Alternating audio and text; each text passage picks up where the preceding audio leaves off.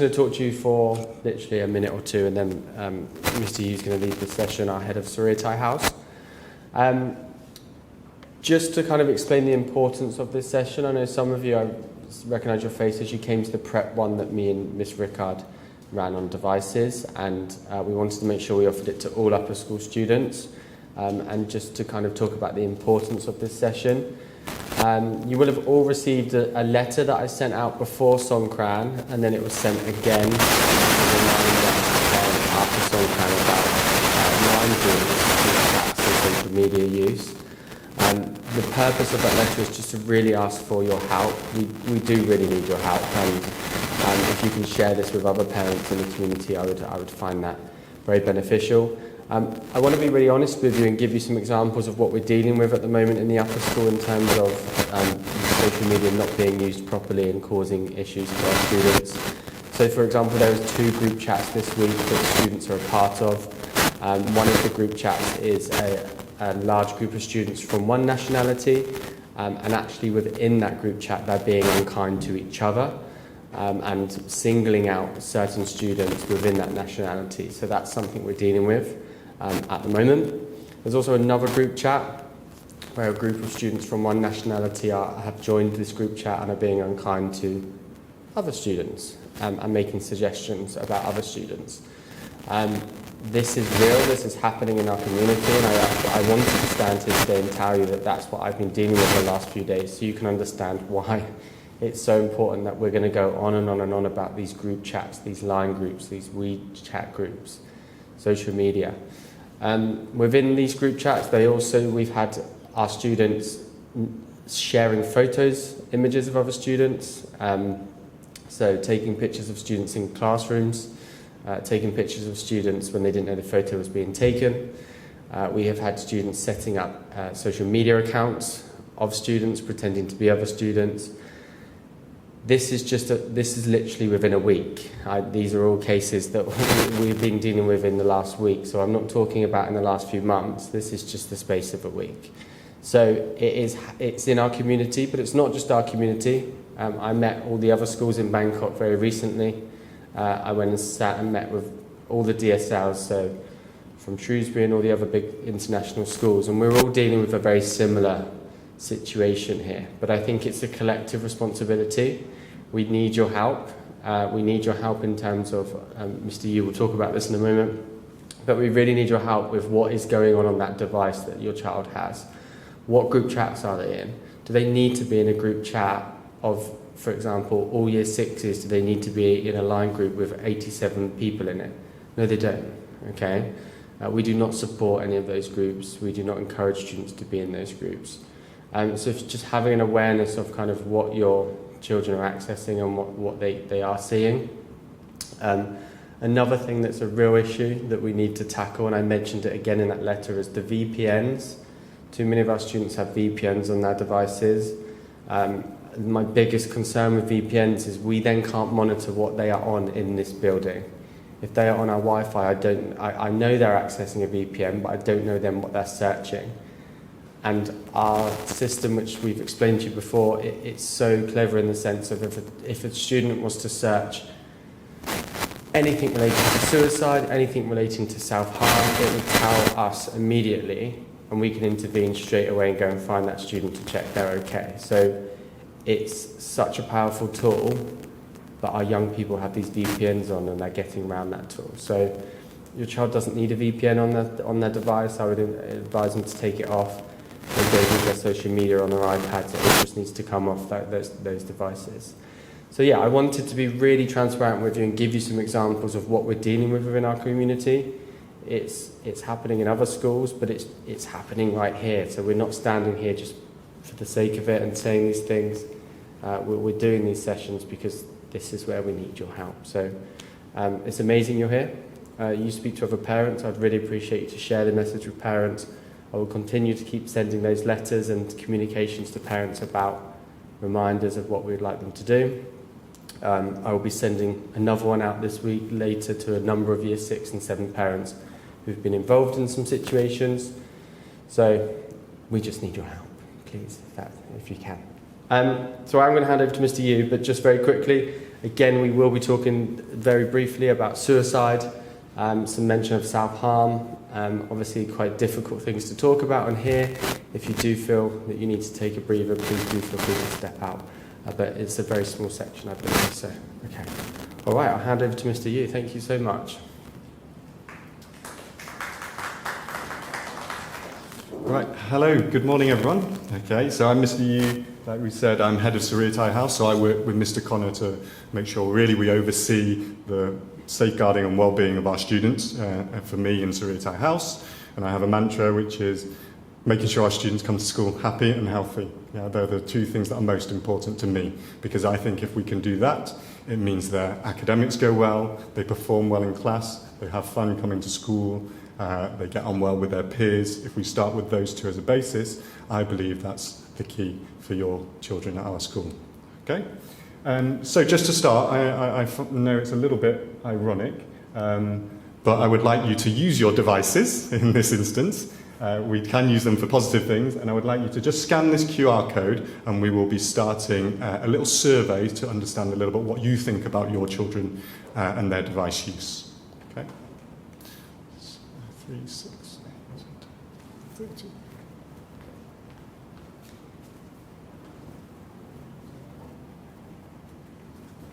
Don't worry, the QR code will come back up.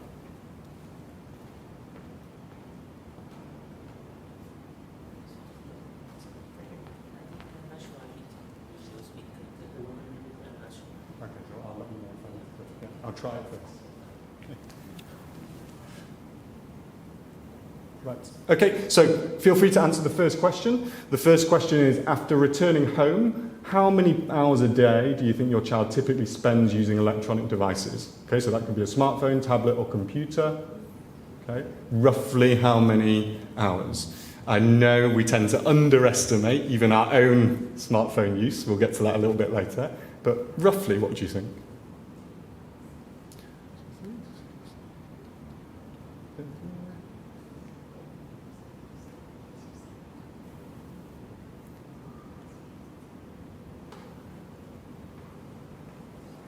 Okay, so that's in 0 to 2 hours. We have 1 6 to 8 hours, and we want 3 2 to 4 hours. So you can see that there is a big range of amount of time that students will spend on their device. So I feel like that's really good to know each other, how our students are doing at home and what they're spending.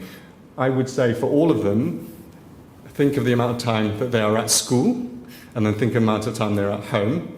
If they're at home for, let's say they get home at 5 o'clock, depending on Bangkok traffic, it might be a little bit further. Really, that's only 4 hours till, 9 o'clock, 5 hours till 10 o'clock. So we'll talk about a little bit some of the impacts that this might have on your children. Okay? Next question is, how often do you notice changes in your child's behaviour or mood after extended device use? So if they're using their device for a long time, particularly a weekend, do you notice anything different about their mood? Okay.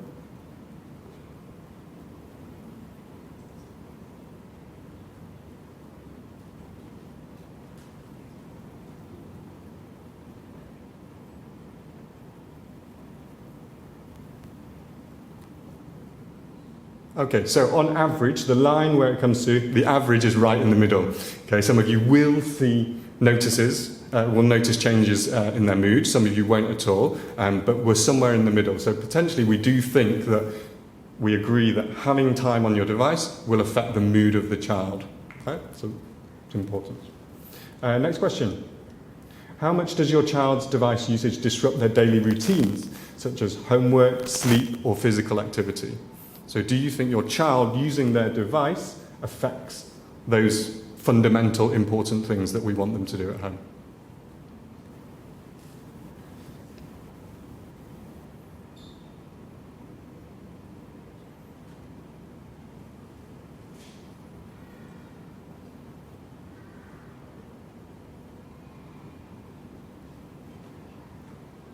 Okay, we're hovering around the middle there. So again, it's quite average, 4.5, 4.2 at the moment. So no effect. If you felt like there was no disruption to these things, we would be on this side of the graph. However, we feel like there is a little bit of disruption to homework and sleep and physical activity. So those fundamental things that we would place as very important over all of the other things. Okay? Right. Next one. Rate on a scale of 1 to 10 the extent to which you believe your child's academic performance is negatively impacted by their device usage.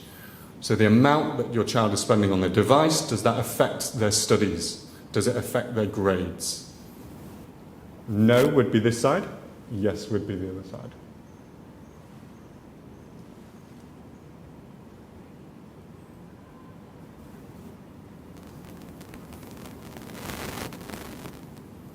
Okay, interesting again. We all think that there is an impact on our students. Maybe not very significantly, but there is an impact on how your child is doing academically. Again, we'll get into this later, but we see positives, yeah? We use these devices for good reasons. We use them for schoolwork and things like that. So there is the positive side, but also the negative side, which we will come to. Okay, thank you. Nearly there. Do you believe that social media usage affects your child's ability to interact socially in face-to-face situations? Okay, so this generation, they grow up with their phones, they do a lot of this. Do you think it affects how they talk to each other? And they use their words, they use their body language to be able to interact with each other. Okay? And specifically social media. Yeah? So we talk about the good things with devices in terms of being able to use it for schoolwork, find out interesting information, but also the social media side may be a little bit more negative. Okay?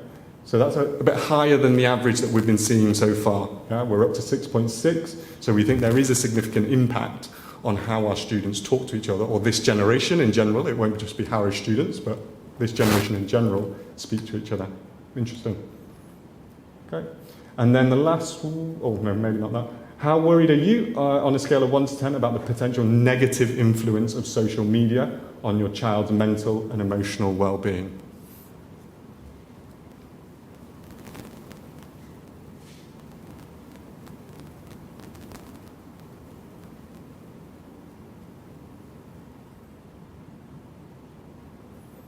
Okay, we can see that the average is probably the highest that we've had so far. Okay, there may be a little bit of a bias towards that because you are the parents that have chosen to be in this room to come and listen to this talk about the devices and social media. Therefore, there might be a little bit of a swing that way. But yes, lots of you do seem very concerned about the negative effects of social media. Okay, so we'll discuss how we can approach that later. Okay, and then the last question is more about you rather than your child.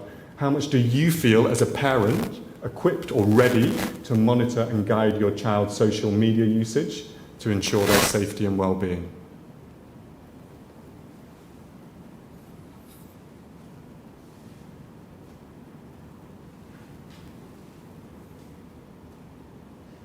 My children are only 4 and 5 years old, so they're not at this point yet, so I don't envy you. I know how hard it must be for having children in the senior school at this age. Yeah? Okay?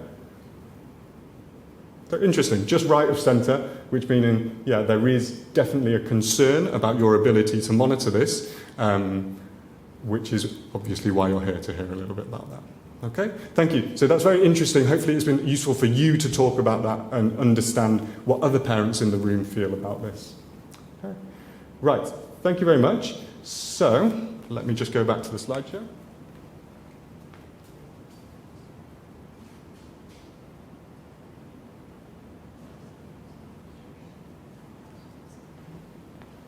Okay, so what I will ask you to do at this point, if you do not need your device for translation or anything, just put it away in your pocket like we would ask our students. If you have an important phone call or messages you need to do, that's fine, but please, you can take a time out and do those messages. Okay? Right, so the first section I'd like to talk about is understanding the challenge. Okay? I think we all understand that this is a big challenge for specifically this generation. Your parents will not have had to deal with this issue, yeah? Even when we were younger, as teachers, when we were younger. I'm young enough to remember mobile phones coming out, and people in school had them, but not this social media usage and access to the internet that we are seeing nowadays. So this section is just a little bit about understanding the global issue. Okay, so I'd like you to listen to this talk by a professor called Jonathan Haidt. He's actually very well known nowadays, so if you would like to search for him, even in Thai, I'm sure there will be articles written about him. He is writing a lot and pushing a lot in the US for phone-free schools. Okay, schools to not allow phones to be seen on campus at all, and also the negative effects of all of these that we're having on the current generation that we have. Okay? There has been a gigantic increase in depression and anxiety for American teenagers, which began right around between 2011 and 2013. The number of teenage girls out of 100,000 in this country who were admitted to a hospital every year because they cut themselves or otherwise harmed themselves. That number was pretty stable until around 2010, 2011, and then it begins going way up. It's up 62% for older teen girls. It's up 189% for the preteen girls. That's nearly triple. Even more horrifying, we see the same pattern with suicide. The older teen girls, 15 to 19 years old, they're up 70% compared to the first decade of the century. The preteen girls, who have very low rates to begin with, they are up 151%. And that pattern points to social media. Gen Z, the kids born after 1996 or so, those kids are the first generation in history that got on social media in middle school. How do they spend their time? They come home from school and they're on their devices. The whole generation is more anxious, more fragile, more depressed. They're much less comfortable taking risks. The rates at which they get driver's licenses have been dropping.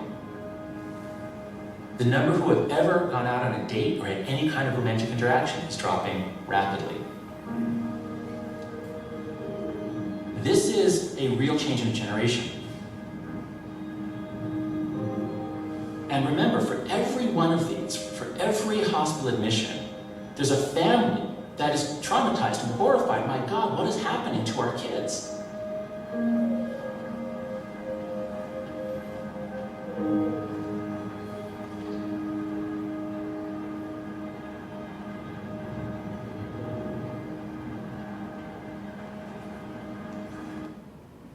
Okay.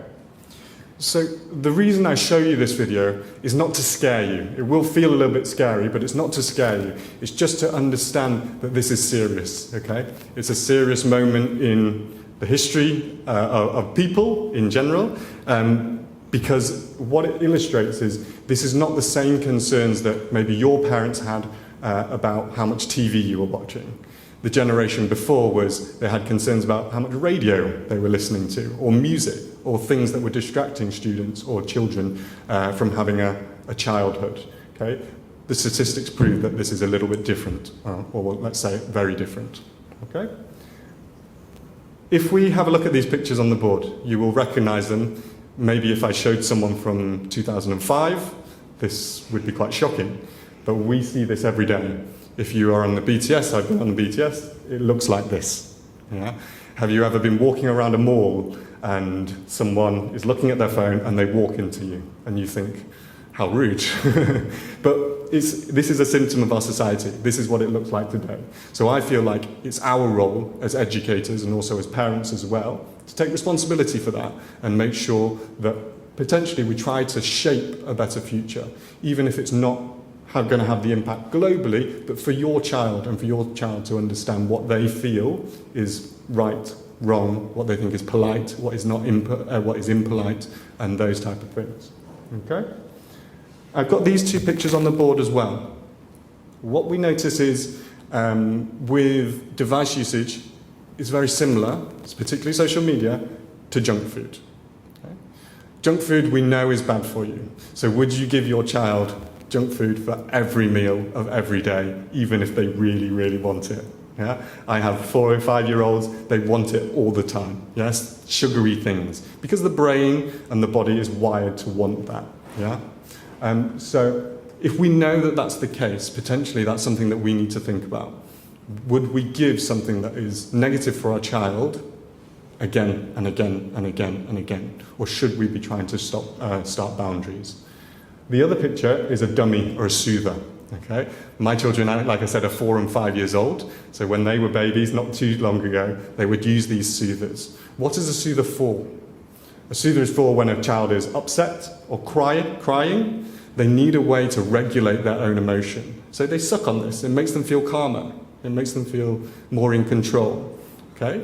But as they grow older, what do? We make sure they take it away. We make sure that they don't use it.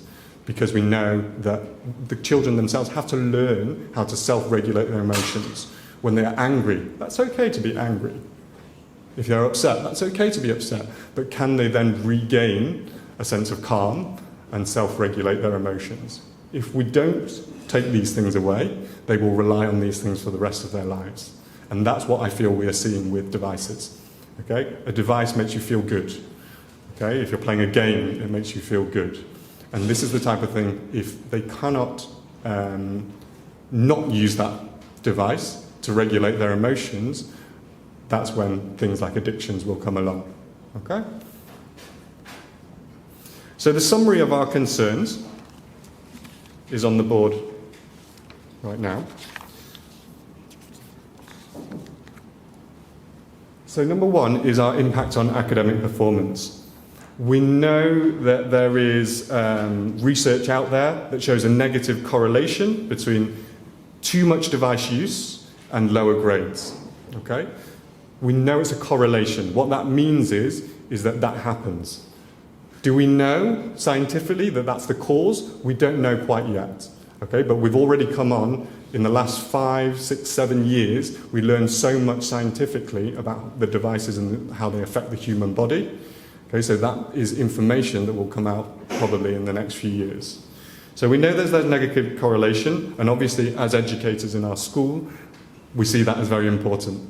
And you will, as parents as well, and that's why you send your children to Harrow School, is because we have that emphasis on academics as well. So we know that there's a correlation, but obviously it's not necessarily causation yet, but science will get to that in the future, I believe. Number 2 is something that we alluded to in our survey earlier, is disrupted sleep patterns. Do you find that these phones have an effect on you or your child's sleep? Okay, we know, again, new research, a lot of it is coming out about blue light. So the lights that come from the screen will affect our circadian rhythm, and that's our ability to fall asleep and wake up at the right time. Okay, so we know this is scientifically true. So is it something that we decide we want to act upon? The third thing is physical health concerns.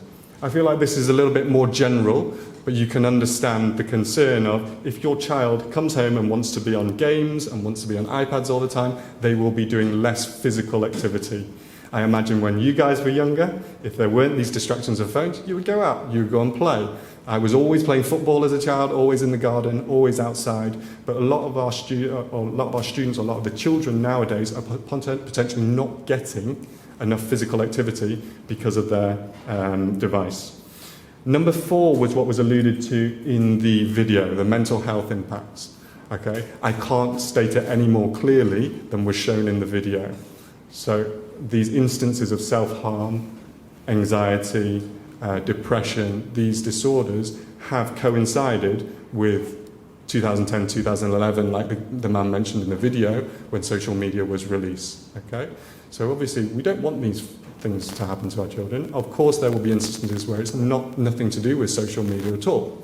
However, we know that there are these statistics, so it's incumbent on us to do something about it. Okay?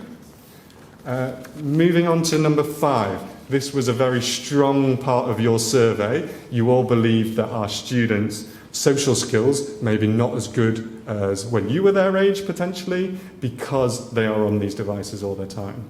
Okay? There's something called Zoom fatigue that came out when we were going through COVID, when students, adults were working from home, everything was going through Zoom, and there's a lot of research coming out from those years at the moment about our interactions through Zoom.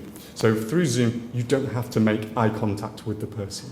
You do not have to pick up on body language or physical cues. It's a lot harder to tell someone's emotion through a screen. Okay? It's because we are animals, we are a type of animal, and we did not evolve to communicate through these means.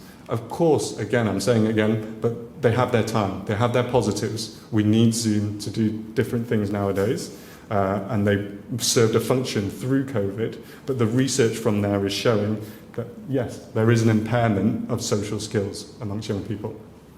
Number 6 is what we spoke about before, digital addiction and distraction. Some of you alluded to your students, your children finding it difficult potentially to put down their device and focus on the homework. Okay? This is called context switching, is when your brain cannot focus on one thing and deep work. They will tend to look at this, then do something else, because their brain is always trying to switch codes. Okay? So that's something that we need to be wary of, and can we create the conditions for them to practice concentrating for more extended periods of time. And then the last one is very similar to what Mr. Connor started with the talk about, the bullying and the online safety. So we've been talking about the group chats that we've been dealing with this week. What I would say is what is very interesting is your exposure to other people, to information, nowadays is absolutely endless. They used to say that it takes a village to raise a child. You would know everyone in the village. You would know the interactions that your child would have with those village. But now on a phone, the world's adults, or the world's people, anyone in the world, can now access your child through a message, through a private message, okay? Which makes it a lot harder for us to control the message that is going through to our students and children. Okay? So they're the 7 main concerns that we have. But I would like to talk more specifically about social media right now. Okay?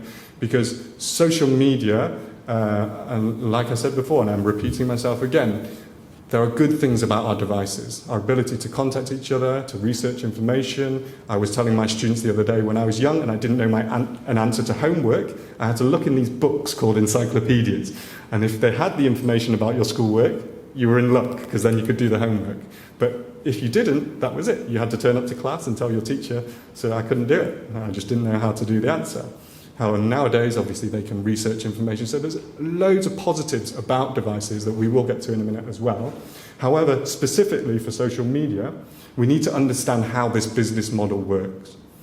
Because something, and you'll know, something that they claim to be free of cost, is never free. And that's the same for gaming. Sometimes they will download apps that are games that will be free at the start, and then the more you play, you need to try and buy these things. Once you are addicted to the game, you need to buy things to continue the game, and that's how they get the children in. Okay? So the business model of social media is through your attention. Okay? It's through your attention. They're open to use. Okay? However, the advertisers obviously will pay them a lot of money to advertise on their platform. So whether that's Instagram, Facebook, there will be adverts at the side. Those companies are paying social media companies a huge amount of money because they know people are seeing those products. Okay? There's also the risk, a little bit of a side, of data monetization. And what's that? Is that they will pay to take your child's or your data.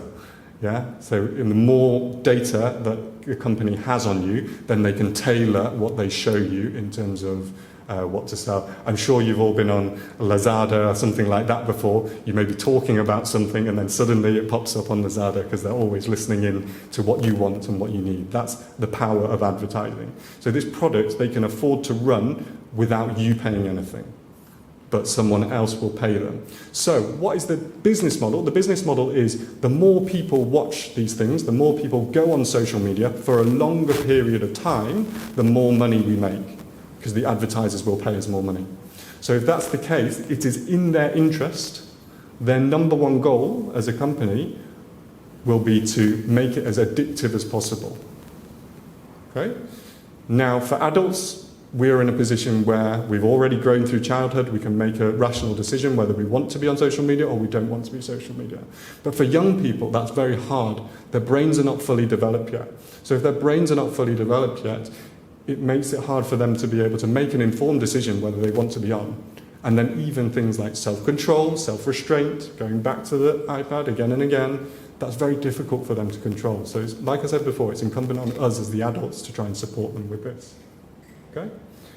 So dopamine is it's a neurotransmitter that is released in your brain when you encounter something pleasurable, and you want it again and again and again. And when those things inside your body become dysregulated, that's when addictions can start. Okay, so this is very real. Yeah? This is not just about your child, do they have self-restraint or they don't have restraint. This is about science, this is about the physical body, this is about chemicals and neurotransmitters and things like that that will have an effect on whether your child can make that good decision or not. Okay? We spoke about granting the world's access to your child. It's quite a scary thing for me to think about with a 4-year-old and a 5-year-old, that once they have a social media account, anyone can go on and contact them. Of course, there are things we can set up to make it a little bit more safe, and we'll talk about those in a minute, but the principle of that is quite worrying. And the last thing is, how much do we know about what our children know? We all think our children are very honest, good people, which they are.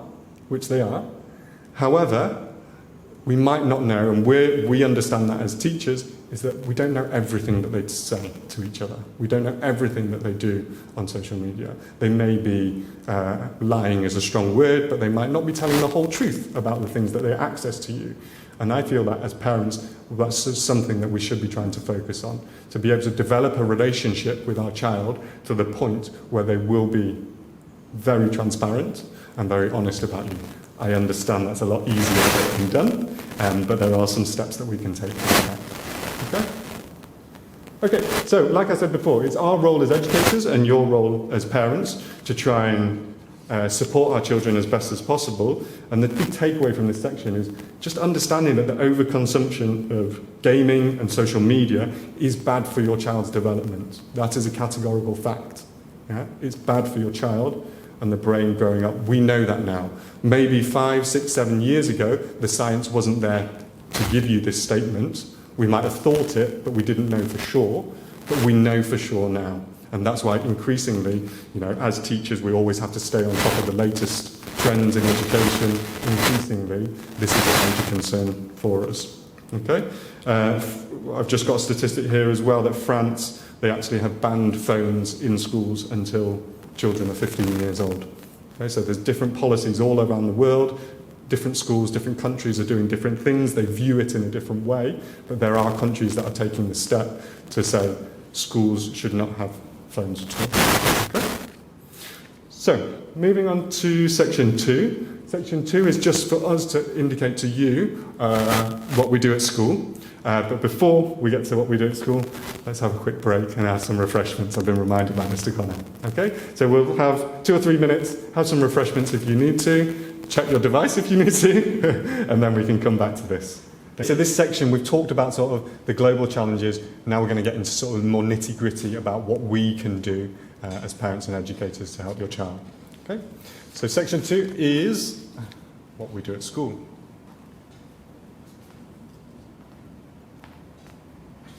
Okay, so I feel our school philosophy is very clear about how we see devices. Okay? We have clear and consistent messaging through house assemblies. The teachers try to reinforce this at school as much as possible. This is something that we constantly are working on to try and keep our teachers up to date with what we want from our children. Okay? And that is encourage social behaviour. So for starters, we don't allow phones to be out at all at any time in the day. The children are very clear that if we see a phone, it will be confiscated. What that means is we'll take the phone off them, it will go and be locked away in an office till the end of the school day, where they will come and collect it. If this happens multiple times, then we will ask them to sit reflections, we'll inform parents and things like that. Okay? So having that in place sends a clear message to our students that phones around school are not welcome. We have an exception to that, which is in the 6th form when they get a little bit older and they have more privileges, we try to introduce that. But we know that Miss Paul at the moment is sort of trialling, potentially scaling back on the phone and not even have it in sixth form. But that's something we're trying to see out how it would, the students will like it, how the parents would like it, and we can make an informed decision moving forward. Okay? But we do have e-zones, and what e-zones are for students that can go on their device, not their phone, but a device that they use for schoolwork to do work. Okay? So you can see how we're trying to encourage the positive things, but take away the negative things at the same time.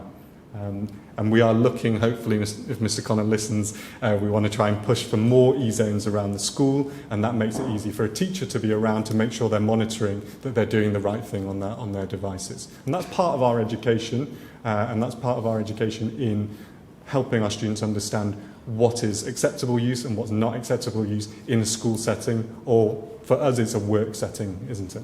Yeah. The proper device use, the third bullet point, is talking about sort of the positives.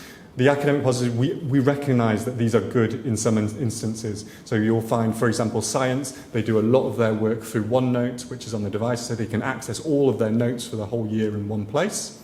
Okay? I'm a language teacher, so in our languages classroom we have things like EP, which allows them to practice their French or whatever language they're studying, and they can practice that through their device, which takes away the need for a teacher when they're doing it at home, so they can have more access to that language. So we absolutely recognise the importance that these things play in our education, but it's finding that balance between what oversteps a line and they're using the devices for the wrong reasons rather than for the right reasons. Okay?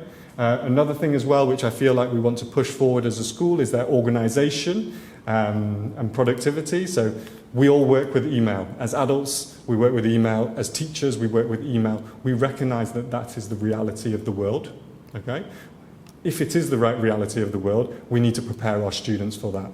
So this is something we'll focus on moving forward, and being able to maintain a clean inbox in their email, and also learn how to reply with proper etiquette that will set them up for when they go to university or when they go into the real world as employees or employers of people. Furthermore, further down in more formal education, we have our PSHE and RSE curriculum, which students in senior school do every Monday, period 5. And these are sort of skills that are away from academics, and we do try to integrate as much of that. We do try to educate them a lot about cyberbullying and things like that, and that is the place in our curriculum to educate our students on these matters. And like Mr. Connor said, we do hold students accountable to their actions online.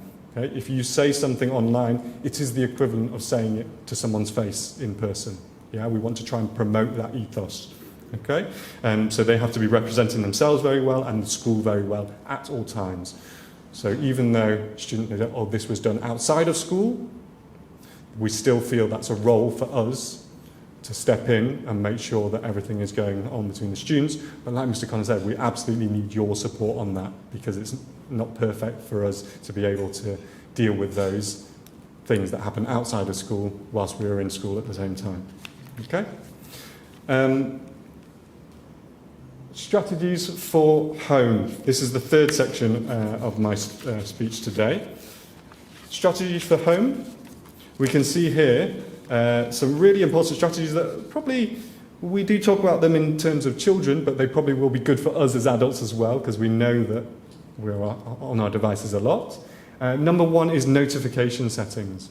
Okay? So these things, all these things, I talked about these social media companies before, but tech companies in general have developed these things to make it as easy and as possible to use. So what they have done is, when we get a notification through, are you aware that just on an iPhone alone, we'll look at the middle screen here, you get notifications in multiple ways. You will get it, if you're on a phone, it will appear on your lock screen. So if your phone is locked, your notification will appear. If your phone is on, you're doing something else, a banner will appear. So from the top, there will be a notification. If you still do not respond, on the app, there'll be a red badge in the corner for iPhone. So we recognize all of these things. So when I break it down like that, it's quite shocking, isn't it? Because they are insisting They are insisting that you get to this at this time. That is what your phone is telling you. This is what the iPhone is telling you. Do this now, or these things are going to keep coming through, right? So that's something that's probably not good for you or your children's brain. So what they have done, obviously, further down the line now, in response to that, is to introduce the Do Not Disturb mode. So you can see if we pull down on the left-hand side, I apologise if you're an Android user or Samsung phone, but on an iPhone there is a Do Not Disturb button. I'm sure there's an equivalent on Android as well. And what that will do, that will block out any notifications coming through to your phone on that time. So this is a very practical way of educating you guys as parents, but also your children to know that there are times where you do not need notifications. There are times where these things shouldn't be coming into. An example of that for me would be when they're doing their homework. Okay? So it's often, sometimes I've been working with students before, they have their device up, and we're talking about work, they're doing work, and then it's because they might be in a group chat or something like that, and the messages are just coming through and coming through. Would you find that distracting if you were trying to focus on learning? It would be very distracting, wouldn't it? Okay? So that Do Not Disturb function, I think, is a very practical way for you guys to enforce that this is on potentially when they're doing their homework, but also as well when you're doing family time, when you want certain things from your children, whether that is eating around a table and you're having a meal together. Okay? Make sure phones are all on Do Not Disturb and they're away from the table so we can have that family meal and we can have that quality time of one-to-one, like we said before, with the social interaction where you ask your child about how their day was, what good things are happening at school, what bad things are happening at school, promoting those conversations without these things pinging left, right and centre and distracting us. Okay? The next one is boundary setting. So there's a lot of research done into this recently about where your phone should be in the house. When I was young, there was a cable connecting the phone to the wall, so you had to be there. If you were in a conversation with your friends and your mum and dad wanted the phone, they would tap you and say, time's up, you've got to go. Okay? And then I got a little bit older, and even internet. When we had the computer, I had to take out the phone line from so the phone couldn't be used, plug it into the computer to use the internet, and that was only one person at a time. Okay? So those things naturally had boundaries inbuilt into them. If mum said no on the computer, well, maybe she needs to use it, or only the phone call wouldn't come through because you were on the computer. But now we have no boundaries because anything can be accessed at any time. Okay? So what I would recommend with this is that phones are not in your room overnight. Okay? There's a lot of research into sleep. There's a professor called Matthew Walker who wrote really interesting books on sleep. He's probably the most prominent person talking about how important sleep is nowadays. And not having your phone in your room overnight is one of those recommendations. So the simple thing is, if you need to charge your phone, have your charger in another room, so it has to be left there. We are all in a position to be able to buy alarm clocks. I know it's a bit old school, but those type of things that will help our students set boundaries of the room your bedroom is a place to do work or to sleep, and not for these notifications to be bothering you all the time. Okay? I spoke about blue light earlier, so ideally setting the boundary of potentially an hour before bedtime, more if possible, that you tell your children, look, the phone goes away now. Okay? There's even to the point where people in the UK on Amazon are buying these safes that they put by their door in the house, and each family member has to put their phone in before they come into their house. Of course, these are very extreme ways, but you understand it's about boundary setting. It's about saying to your child what you can do and what you can't do with this thing, and explaining to them why. Yeah? We don't want to just keep telling them, these are bad for you, these are bad for you, these are bad for you. We need to explain the science and our opinions as parents and as educators to them so they understand the reasoning. I know Mr. Connor last time in the last meeting spoke a lot about the why we do things like this. So, yeah, hopefully this has expanded on it a little bit more. But there's a reason why, because we care about them. We care about their well-being. We don't want them to be stuck to these phones for the rest of their lives. So explaining that to them and coming from that empathetic angle will hopefully help. Okay? I've got in my notes here, family time and meals should be sacred. I found that difficult with my children, my 4 and 5-year-olds, because, you just automatically look at your phone, or my wife will do it. And then you notice it about your wife doing it, and you tell her off, and then she notices it when you do it, and she'll tell you off. It is very difficult. I'm not saying it's easy, but we do need to try and set those boundaries for our children. Okay? Linked to that is role modelling. What we will say is, we've had meetings about this amongst our staff. And I'm going to tell you a secret. The staff will turn around and say, oh, have you seen the parents? The parents are always on their phones as well. And I understand it's very difficult. But what do you think?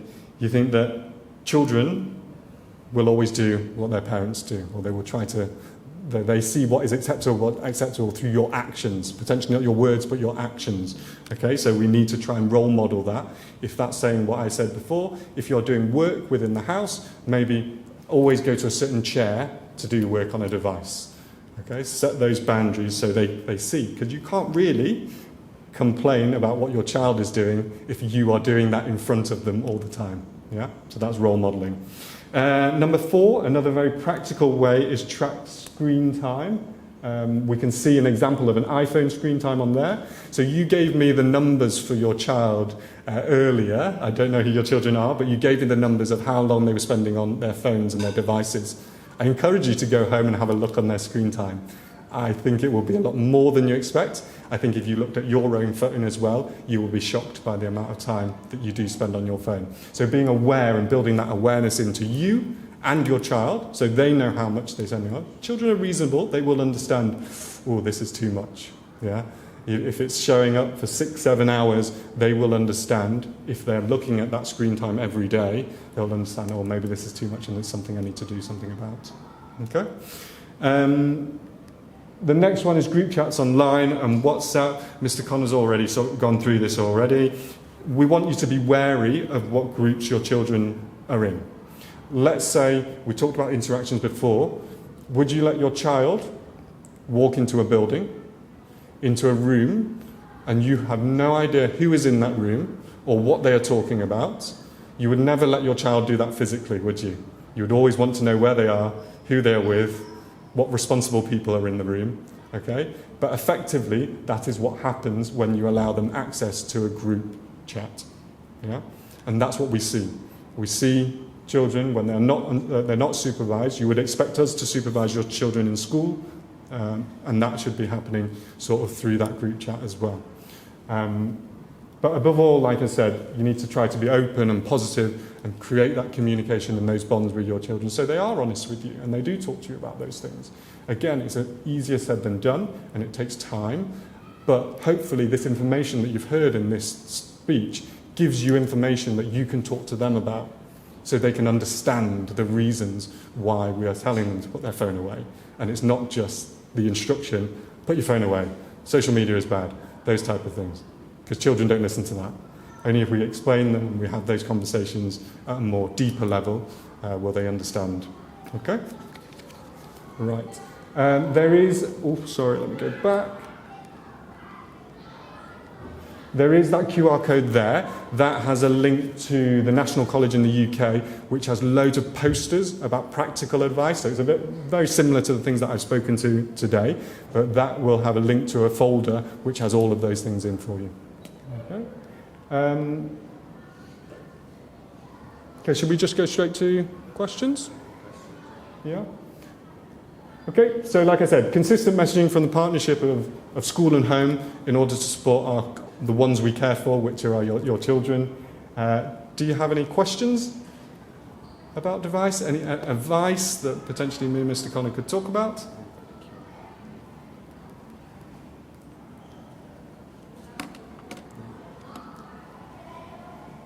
No questions? Anything coming up?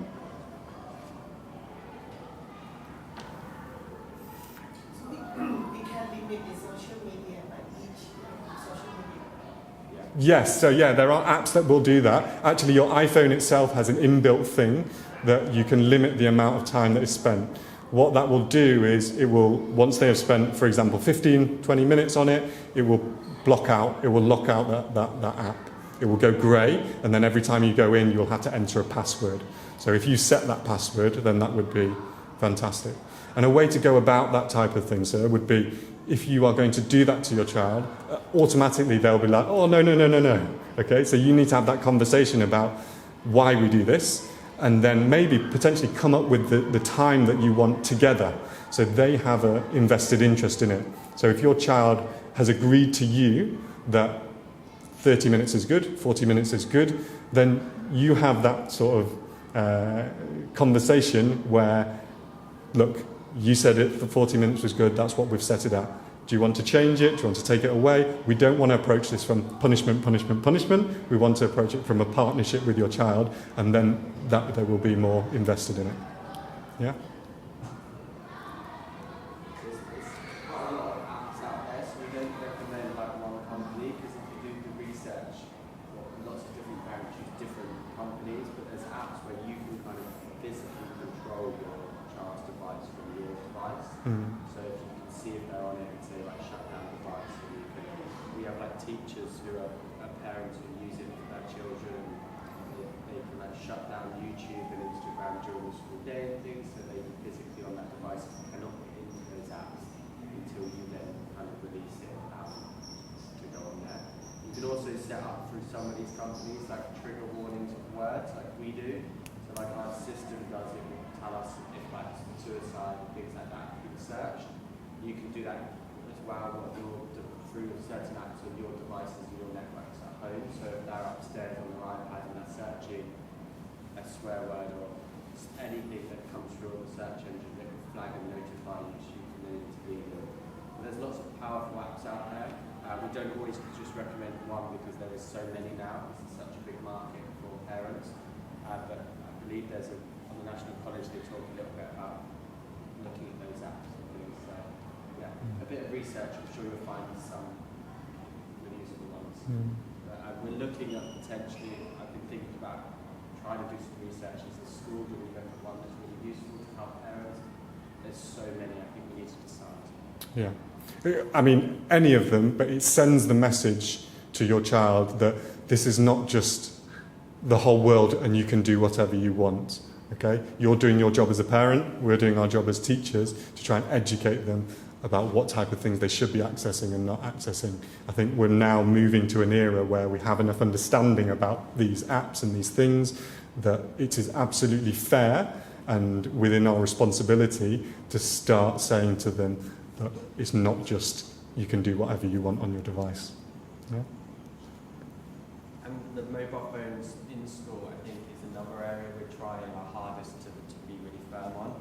I think seeing what's happening in sixth form, like we said the last few weeks we've trialled actually saying to sixth form, no phone, we don't want to see it, so you've got a really positive response from the sixth form students on that. And they responded very well to it, and now obviously preparing for exams and things, they found it beneficial to come into school, phones out the side. So we are really looking towards potentially that will be something across including sixth form, but it's very tricky, as I'm sure you appreciate. A lot of our students say, I need my phone on me because I need to contact my driver, I need to tell my mum where I am after activities and things. So we understand that, but it's very hard for us to say you don't need to bring your phone into school when we know a lot of them use it to get home and to arrange their transport home. But it should be, it's that in a bag or it's out of sight, because we try our hardest, but as I'm sure you can appreciate, we've had these conversations, a lot of the students, it goes in a pocket and they go off into the bathroom and they're on their phone in the bathroom and that thing. So we do search. I regularly will search through TikTok and Instagram, and I search the Harrow Bangkok tag, and I see what's on there. If I do see that photos are being taken within our community and being posted online, I will speak to those students and request that they're removed. So yeah, it does happen, but we're trying our hardest to kind of get on top of it and advise students like they shouldn't be making TikToks in school and things. And yeah, we've had that, but we definitely do then contact the parents and the students to get them to remove it. But yeah, if you could support, if your child doesn't need to take their phone, if you could say, I'll be here at 4 o'clock, just walk here and meet me here, we would encourage them. They're very safe when they're here. So Any last chance for any questions before we go? No, but like I said, thank you for listening and thank you for your support on this. You will see, if you're in contact with other parents in other schools, if you read the media, this is a big dawn, I think. It's a big thing whereby we're understanding more about the science of, or the negative things of social media that we need to be proactive about addressing. Yeah? And you all do have a voice and an opinion. I do want to make sure that we really want to listen to our parents. If you have suggestions, if you have thoughts on what we can do to help you and the whole parent community, I'm always very willing to listen to people who speak to us and that stuff. Okay, thank you. So much.